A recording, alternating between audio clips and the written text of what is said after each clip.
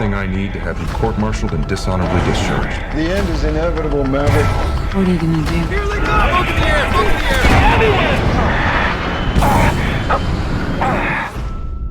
air! Yo, first, I've been telling everybody, like, in the history of sequels, this is one of the top sequels. I mean, up there with Godfather 2. Like, the way that you could watch this movie and reminisce about the first one, or not even know the first one and still love it, I think is amazing. And it's a lot to do with all the new characters that filled in and just kept it going. So first, congratulations to you guys for your performance and being in this big movie. I gotta ask, if you had a chance to remix your call name, Monica, like, what would it be? I always thought it was funny that my grandpa called me Ugg when I was a baby. Probably explains a lot about me. Wait, why did he call you Ugg? I don't know. I mean, my mom said because I was so perfect and beautiful, and then one day my brother leaned in, he goes, "But is that why?" And I was like, "Oh, it was ugly. Oh." And then I've seen some photos. It was a pretty ugly baby. But you don't get to choose your own name, so that's like up to you guys, That's the thing. Like, you would pick something that's endearing to you, or funny, or cool, and that's not how that works. I would say if I were to give Monica one, I would give you Ice Bath, because Why? You're able to. I mean, I know they're supposed to be a little bit teasy, but I think this is also, in reference to how you're able to like sink into such an uncomfortable situation and maintain such a sense of calm and focus. Yeah, I like that. I would give you Tuck It or Lose It. Me? Yeah. Why? Because I just feel like you had this amazing thing of like, Lewis had a little bit of... Wait, I'm sorry. Tuck it or lose it? Yeah. Okay, sorry. Because I had this amazing thing of what?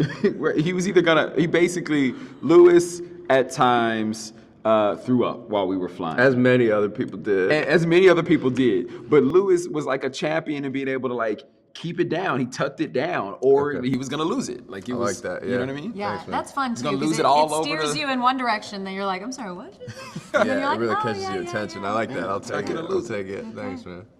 I call you peyote because the face you made when you I'm were out there. pulling G, like, what were you on? Yeah, I'm out there. something like that. Yeah, I know that you grew up around military and Air Force, so I mean, like, I'm guessing you had a little bit of familiarity without being up in the F-18 necessarily, but how, like, was that ever your dream? I know that you was, possibly gonna play basketball and do that stuff in the pros, but did you ever have a dream of being like an Air Force pilot? All of that? I was telling these guys earlier, the first time I saw Top Gun, I was like 8 or 9 years old. And by this point, I had lived on a bunch of different Air Force bases all over the place. My dad was in the Air Force, my grandfathers were in the Air Force, and it was just around you every single day. So you kind of took for granted the fact that, like, on days when I got sent home from school, which was very often, I would have to go to the hangar with my dad, like, while he was at work, and he would just be sitting there, like, working on a 16, and I'm like, can I play with this? And he's like, nah, man, go sit down somewhere. And it just kind of, like, it got lost on me that I was growing up with that. And then I remember watching Top Gun, 8 or 9 years old, Berkshire Air Force Base, Austin, Texas, packed theater, all these families, pilots, support staff, and people going absolutely crazy in the theater, slapping high fives, screaming, people gasping and crying when Goose, passes.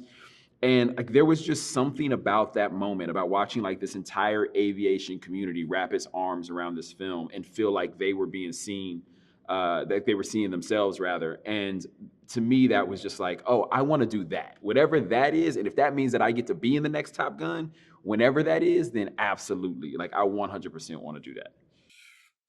Yeah, thank you guys for the time. Thanks for putting all that work into the training and everything else to pull it off. As an audience member and a critic, I felt it. I loved it. I was like, this is it. Y'all did it.